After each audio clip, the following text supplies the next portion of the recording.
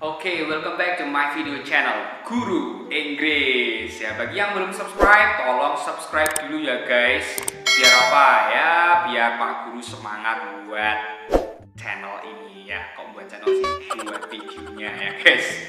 Pokoknya materi kayak gitulah. Ya, pokoknya di subscribe dulu lah, gratis ya guys. Malah ada pahala insya Allah. Kalau nyenengin orang lain kan ada pahala. Udah subscribe aja, langsung tombolnya dipencet gitu ya guys. Pak Guru Inggris sekarang mau ngajari materi yang paling dasar dalam bahasa Inggris. Apa itu? Simple present tense. Ya, saya ulangi, simple present tense. Bacanya pakai Z present, bukan present. Nah, itulah kesing aneh kayak gitu biasa. Kalau kalian udah cinta sama bahasa Inggris, ya walaupun aneh akan tetap kalian pelajari gitu guys. Biar gak lama-lama, langsung aja ya guys. Kenapa sih kita harus belajar simple present tense ya? Ini adalah tenses yang paling basic sekali guys, ya paling basic, paling dasar. Kalau kalian pengen ngomong bahasa Inggris yang paling dasar, itu kalian wajib tahu tenses ini gitu, ya. Langsung aja lanjut, ya. Apa itu simple present tense? Dalam bahasa Inggris itu sebenarnya ada 16 tenses ya guys. Ada simple present tense, simple past tense, present perfect tense, ya, and so on gitu ya. Yang bikin musmet ya guys. Kalian nggak usah ngapain semuanya, paling yang sering dipakai itu sekitar 5, 6, 7, 8, enggak 5, ya paling 5 aja guys, jadi nggak perlu diapalin semuanya, atau nggak usah diapalin sekalian, nggak apa, yang penting dipraktekin gitu aja guys, sering-sering pakai gitu ya. Nah, ini simple present tense itu salah satu materi dasar dari tenses. Nah, pertanyaannya, tenses itu apa guys? Nah, tenses itu adalah waktu. Jadi kalau bahasa Inggris itu kita pengen ngomong atau pengen nulis sesuatu kalimat ya kayak gitu, harus ada waktunya. Karena contohnya kalau pengen bilang saya pergi hari ini, itu bakal beda kalau kalian bilang saya pergi kemarin, karena kata kerjanya akan berubah gitu. Kalau sekarang namanya simple present itu yang nanti kita akan bahas, pakai go, I go, itu berarti hari ini atau sekarang ini atau kebiasaan. Tapi kalau kalian perginya kemarin, itu berubah guys, jadi kata I went gitu. Nah, kan beda kan? Nah, aneh kan? Nah, itulah yang membuat kita kadang-kadang wah bahasa ini susah nih gitu ya, sulit pengen belajarnya. Nah, ini jangan buat alasan ya. Yang penting kalian suka aja, yang penting suka bahasa Inggris dulu, nanti akan bisa sendiri kayak gitu guys. Dan pastinya dengerin video saya sampai selesai, karena saya akan ngajarin simple present tense dengan lengkap, tuntas guys ya, secepatnya biar kotanya enggak boros. Nah, ingat ya waktu ya, jadi tense itu adalah waktu. Nah, ini kapan digunakannya? Yaitu kalau kita ingin mengungkapkan atau menggambarkan kejadian yang terjadi sekarang-sekarang ini guys. Apapun yang terjadi sekarang ini atau menggambarkan keadaan yang terjadi sekarang ini, berarti kalian wajib menggunakan simple present tense. Menceritakan teman contohnya ya, jangan gosip ya, pokoknya menceritakan tentang keadaan teman kalian gitu ya. I have a friend gitu ya, she likes dancing. Nah, itu kan berarti menggambarkan dia suka nari gitu kan. Nah, where is she now? Nah, pakainya where is she, jangan where are she. Nah, kalau where are you tahu, kalau diganti subjeknya she, ya itu kadang-kadang ada yang nggak tahu tuh where are she kayak gitu. Ya, itu makanya jangan salah. Nanti setelah dengerin video ini akan benar semua kayak gitu guys. Ya. Atau satu lagi yaitu menggambarkan kebiasaan guys. Jadi kebiasaan kalian atau suatu hal yang sering diulang-ulang, atau mungkin setiap hari kita lakukan, setiap bulan kita lakukan, setiap tahun kita lakukan, itu berarti kita bisa menggunakan simple present tense ini juga. Ya, pokoknya present aja itu artinya kan sekarang. Ya, intinya berarti kalau kalian ingin mengungkapkan apa-apa yang terjadi sekarang, harus menggunakan tense ini. Pokoknya saya anggap paham gitu aja ya guys ya. Nah, yang berikutnya kita akan belajar tentang waktunya ya guys. Saya nggak mau lama-lama, dibagi jadi dua. Pokoknya waktunya itu dibagi jadi dua guys. Yang pertama echo frequency. Echo frequency itu letaknya itu bisa dibaca sendiri guys, bisa di screen capture aja, cari sendiri artinya lah di Google. Kalau enggak ini gampang kok, bisa artinya. Pokoknya itu ya, always, you often, usually, sometimes, seldom, sama never. Itu letaknya. Ini saya akan bahas letaknya aja. kalau ada kata FO frekuensi seperti ini, letaknya itu setelah subjek. Bisa I always go to school, atau setelah to be juga bisa I'm always kayak gitu. Jadi letaknya itu beda dengan yang FO of time. Kalau FO of time itu letaknya di belakang guys. Jadi I go to school every day seperti itu. Jadi ini cuma beda letak doang. Jadi kalau ada kata-kata yang kalian lihat di slide ini, itu hampir saya pastikan pasti tensesnya adalah simple present tense kayak gitu guys. Oke, jangan sampai lupa ya, di screenshot dulu kalau itu tuliskan dulu kayak gitu guys. Nah langsung aja sekarang ke rumusnya guys. Ini yang paling penting, yang perlu kalian pahami gitu kalau ingin tahu simple present tense gitu ya. Nah di simple present tense itu dibagi menjadi dua jenis, dua dunia, kayak dua jalur gitu ya guys. Dan ini nggak pernah nyampur jadi satu, kayak air dan minyak nggak bisa nyampur, pokoknya beda. Kalian harus bedain kalau kalimatnya itu apakah verbal atau yang nominal. Oke, saya jelasin dulu yang verbal. Verbal sentence itu berarti kalimat yang mempunyai verb, punya kata kerja. Yang punya kata kerja itu contohnya gimana ya? Kata kerja itu kan berarti kata yang melakukan atau mengerjakan sesuatu kan. Kalau bahasa Indonesia cara gampangnya ini saya ajari cara gampangnya, depannya itu me atau be ya, memberi, memakan, meminta, menolong, lainnya gitu ya guys. Kalau enggak pakai be, belajar, berenang, bermain, bekerja, dan be lainnya. Jadi biasanya sih kalau bahasa Indonesia depannya me atau be. Ini cara ngapalin paling gampang gitu ya. Ada juga sih kata kerja yang nggak pakai me sama be. Contohnya apa? Tidur gitu ya. Kemudian pergi, itu walaupun kata kerja tapi tidak pakai me sama be. Makanya hampir saya bilang hampir semuanya pakai me sama be. Tapi ada juga sih yang tidak gitu ya. Yang penting kalau kata kerja itu adalah kata yang melakukan atau mengerjakan sesuatu kayak gitu guys. And yang sebelahnya ini adalah kalimat nominal. Kalimat nominal itu adalah kalimat yang tidak punya kata kerja. Nah ini beda, nanti rumusnya beda. Kalian jangan pernah nyampulin gitu. Makanya ini bahasa Indonesia nggak ada kan. Jadi yang buat kita kadang-kadang musmet kayak gitu guys. Oke, langsung aja masuk ke rumusnya guys. Yang verbal sentence itu rumusnya subject plus verb 1 S or es. Jadi di sini ada tambahan S or es.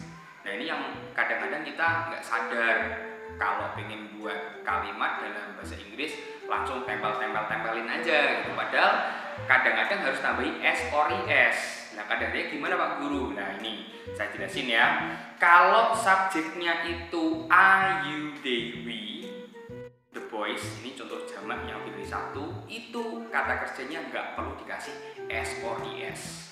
Langsung aja I go, I love, itu nggak usah kasih S. Tapi kalau subjeknya itu he, she, it atau the boy yang tunggal pokoknya satu gitu guys, itu wajib dikasih S or es.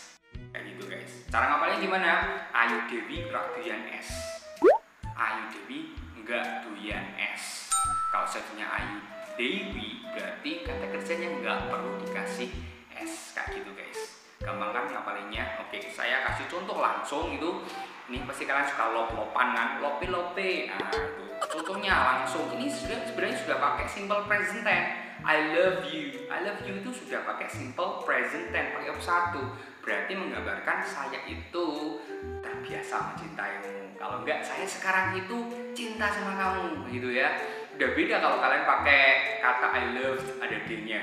Nah itu beda cerita nanti ya. Pokoknya kalau I love you itu berarti menggambarkan sekarang cinta gitu, atau kebiasaan cinta gitu ya. Kemudian kalau subjeknya saya ganti dengan kata she, itu kata kerjanya wajib dikasih S. Jadi she loves me, she loves me, itu harus ada S-nya. Kenapa? Karena subjeknya itu she atau tunggal gitu guys. Nah terus di sini kok ada ES Pak. Nah itu gimana? Nah ini kalau ES itu bisa kalian lihat. Kalau kata kerjanya itu belakangnya SS, CH, SH, X, itu berarti empatnya yang mendesis ya guys. Itu belakangnya tinggal ditambahi ES ya. Itu sudah saya kasih contoh di baca sendiri, tulis sendiri ya guys. Saya nggak mau jelasin banyak-banyak. Saya kasihan kotanya boros. Oke. Dan yang berikutnya yang belakangnya O juga ya. Yang belakangnya O itu contohnya kayak go, do, itu juga juga sama, belakangnya es ya guys. Dan kemudian yang belakangnya y atau y. Belakang y itu nanti dia akan luluh menjadi ies.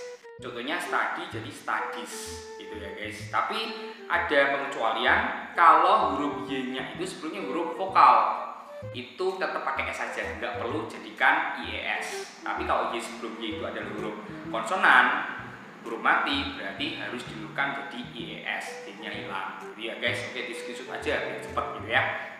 Dan berikutnya, kalau kalimat negatif kita pengen bilang kata tidak dalam bahasa Inggris, ingat tidak itu nggak boleh pakai kata not aja ya. I not go nggak boleh, tapi harus nempel di do or does ya. Do or does itu kalau kata kerja guys. Jadi rumus lengkapnya adalah subject do or does not plus verb one. Dan tidak boleh ada kata s-nya lagi, karena s-nya itu sudah pindah ke does yang di depan. Jadi kalau negatif pokoknya nggak boleh ada s-nya gitu aja cara gampangnya guys. Beda dengan yang positif. Nah ini sudah saya contoh. Kalau tadi I love you itu saya cinta kamu, positif. Kalau saya tidak cinta kamu gimana? I don't love you gitu kan. Sama dengan kata I do know gitu. Kalau subjeknya diganti dengan kata she, he, it, jadi pakainya doesn't, jangan pakai don't lagi. She doesn't love me gitu guys ya. Ingat, kalau dia tidak tahu berarti apa? She doesn't know, jangan she don't know. Nanti si Kasionya marah sama si Indro marah, kok yang disebutin si dulu doang, enggak nyambung. Oke, yang berikutnya kalau pengen tanya apakah, nah ini apakah kalau akan ada kata kerjanya kamu depannya itu pakai do or does ya. Ingat, apakah jangan pakai what ya, pokoknya harus pakai do or does aja. Itu artinya apakah do or does plus subject plus verb one, itu rumusnya ya. Dan kemudian ada ss-nya juga. Ini kalau saya ingin buatkan kalimat apakah kamu mencintaiku, itu do you love me, karena satunya you berarti pakai do gitu. Kalau subjeknya itu she berarti pakai does she love me gitu ya. Itu tinggal beda subjek, berarti beda pakai do or does-nya guys. Dan ini adalah kata kerja, ingat ya, soalnya nanti yang bukan kata kerja itu beda rumusnya. And the last one, nah ini kalau pakai WH question, tahu kan WH question 5W1H, what, when, where, who, why, sama how ya. Ada juga sih how many, how much gitu, sama aja, itu bentuknya WH question lah. Kalau kalimat ini jangan sampai lupa, sebelum subjek harus dikasih do or does ya. Soalnya banyak nih yang kalian asal nulis aja, pengen tanya mengapa kamu belajar bahasa Inggris, why you study English.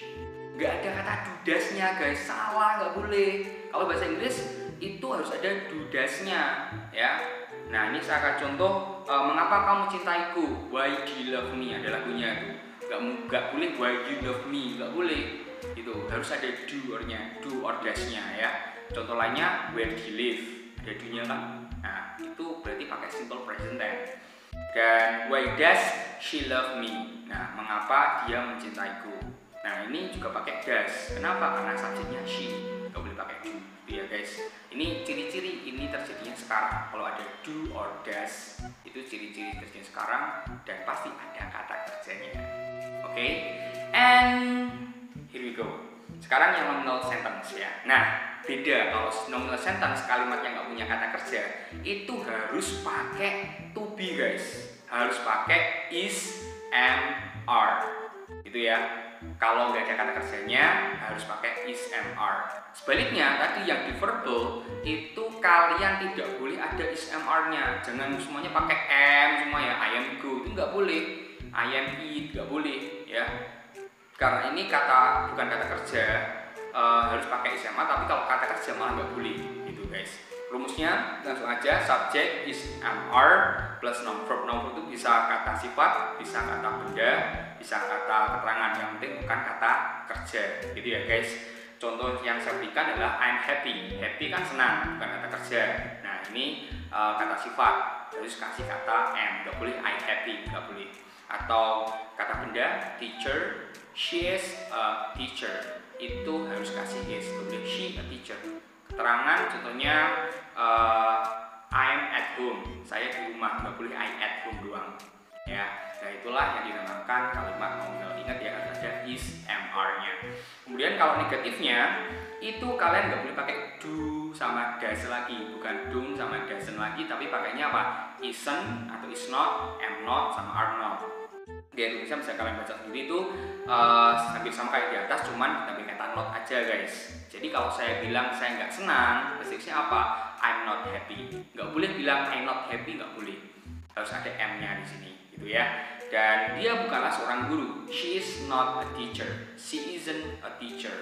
Itu kalau singkat boleh jadi isn't gitu ya. Nah itulah yang dinamakan kalimat nominal yang negatif guys. Jangan pakai don't sampai pakai dash ya, karena itu untuk kata kerja. Pakai to be plus not. Oke. Next. Kalau ini apakah? Nah, kalau apakah yang tidak pakai kata kerja, depannya pakai is, am, are. Oke, depannya pakai is, am, are aja. Kemudian subjek, baru non verb ya. Contohnya kalau ingin bilang apa kamu senang, are you happy? Ini sama-sama menggunakan kata you, tapi tidak boleh pakai kata do. Kayak kemarin ada yang salah tuh di video yang viral ya, yang viral itu ada yang bilang do you ready ya. Salah itu, ready kan buat kerja, harus pakai are you ready, bukan do you ready. Dan kalau subjeknya she, nah ganti aja pakainya is she a teacher. Kalian udah tahu kan, jangan nggak tahu tuh. Kalau I am ya, you are, we are, they are, she is, he is, dan it is. Gitu ya. Kalau satu pokoknya is, gitu ya. Kalau banyak pakainya are. Oke? Ya paling harus tahu lah, itu mungkin materi SD kan guys. Masa nggak tahu? Nah, yang berikutnya, yang terakhir adalah WH question yang nominal. Nah ini hampir sama kayak yang verbal sebenarnya, cuman yang bedain pasti karena sini nggak ada kata kerjanya ya, dan tidak boleh ada kata do does, tapi diganti dengan kata is, am, are. Bahkan kalau nggak ada non verbnya aja itu juga sudah termasuk nominal. Contohnya kalau pengen tanya, ini saya kasih contoh yang lain dulu ya. Contohnya pengen tanya di mana kamu, itu where are you. Nah itu sudah termasuk kalimat nominal dan itu simple present tense guys.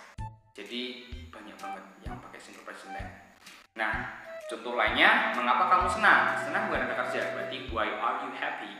Why are you happy? Itu pakai are sebelum kata you. Gak boleh why you happy, gak boleh guys. The why do you happy juga gak boleh, karena ini bukan kata kerja. Kalau tadi where are you, kalau subjeknya diganti she, ya udah diganti aja to be-nya jadi is. Where is he? Oke, where is he?